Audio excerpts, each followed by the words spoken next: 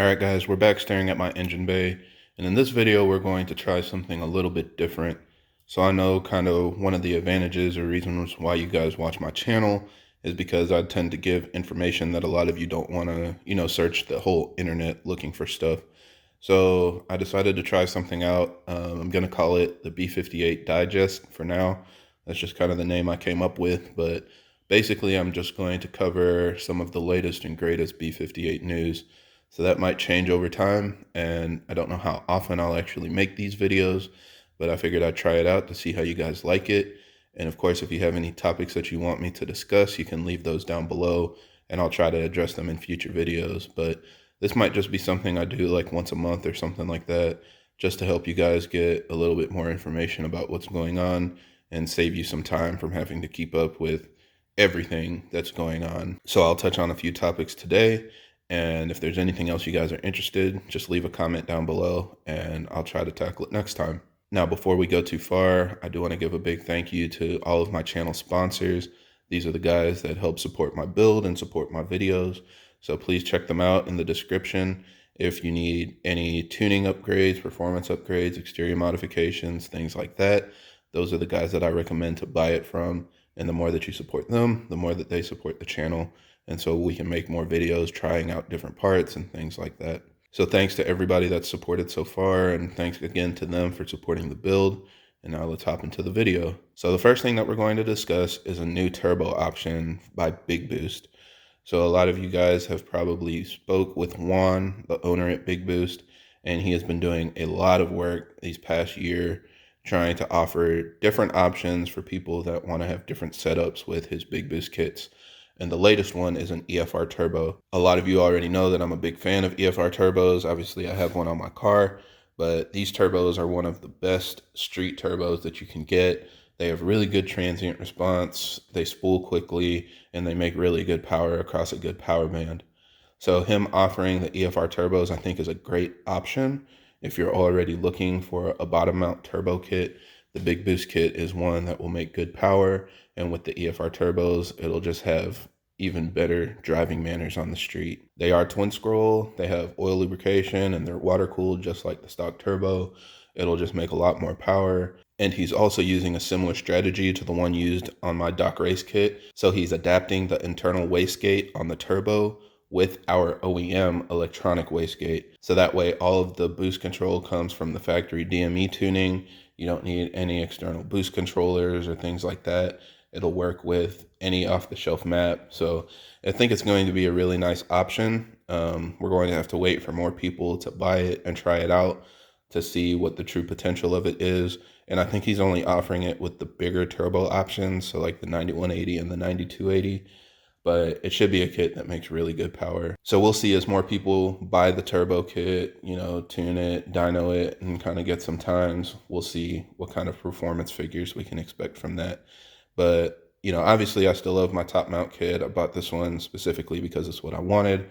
But if you can't get away with a turbo kit that looks like this, the bottom mount kit from Big Boost is another nice way to get into an upgraded EFR turbo. Now, for people that are interested in a top mount turbo kit like the one that I have, DOCRace has released a new exhaust manifold for their top mount turbo kit.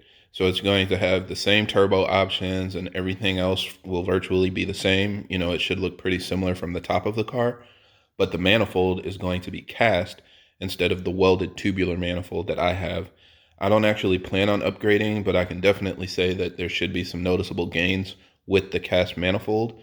It's going to have bigger runners that are higher flowing. He wasn't able to do that with the tubular manifold because he needs to be able to weld it. And just from a manufacturing standpoint, it wasn't feasible.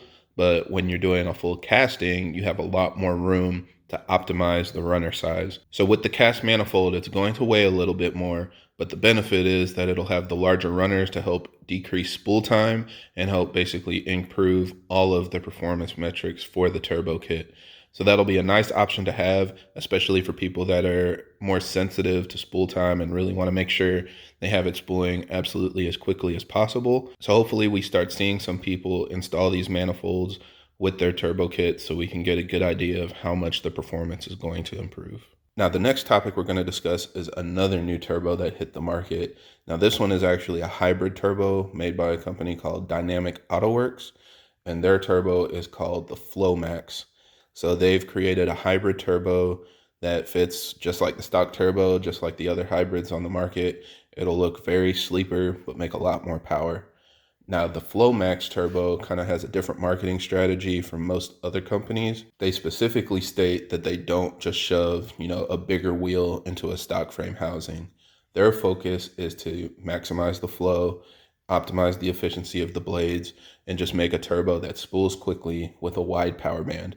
And that's where they came up with the name FlowMax. So this one is very unique from the other hybrids on the market because it actually even fits the OEM inlet. So they didn't make the inlet any bigger than stock, and it'll fit with your stock one. If you have an FTP intake pipe or anything like that, it'll fit. But they optimized the blade design and the flow characteristics inside of the turbo to make more power. A lot of the testing has been done by Trevor, so you guys can check out his Instagram page. He posted up all of the numbers on there. He did a lot of testing in the 1/8 mile. I think he got some 1/4 mile numbers, but he doesn't actually have a 1/4 mile track, so it wasn't a perfect run, but you can still see the times that he set, so you can see how well the turbo was performing. He's actually been testing it since like December of last year or January. So he's been doing a lot of testing for different blade designs for Dynamic AutoWorks until they finally came out with the final configuration, and then they released that a couple weeks ago. A lot of people jumped on it also because it doesn't have a core charge. So you can buy the turbo outright. You don't need to send your stock turbo in. You'll get a complete unit that you can swap out and bolt in place. So it's competitively priced. The numbers that it's produced so far look very good. And I think it's going to be another viable option for people that are looking for, 600 to 650 wheel horsepower. Now, I know I've heard some conflicting news about the history of older turbos.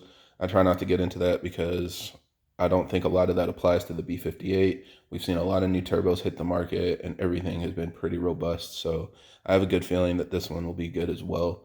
But time will tell. Again, we'll give it a couple months to see what kind of numbers people are putting down, and we'll go from there. Now, the last topic we're going to touch on today is related to B58 records. So we have a couple guys that are really, really pushing the B58 platform, 2 340Is up on the East Coast. So a lot of people now have seen the competition going back and forth between 1StockF30 and F30Reese. They're both on Instagram. You can follow their pages, but they have very, very fast 340Is. The first time was set by F30Reese back in April, where he ran like a 5.2 and posted that up as the new record. But during that time, 1StockF30 was actually upgrading his car a little bit. So now that he's got his car back on the road, and he posted up a new time that was a high 5.1. And then a couple days later, Reese came back and posted another time that was a low 5.1. And then, of course, a couple days after that, 1StockF30 posted a 5.0.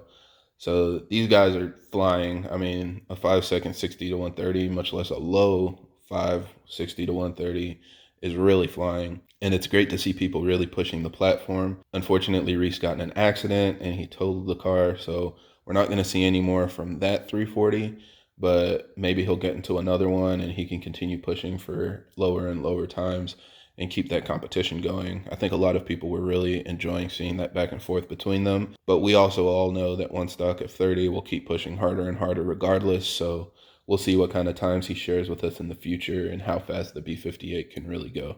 So yeah, those are the topics that we're going to discuss today. Again, thank you guys for watching. Let me know if this is something you'd be interested in. I might just do it once a month or something like that, or maybe just as different things come up, I'll just make a video.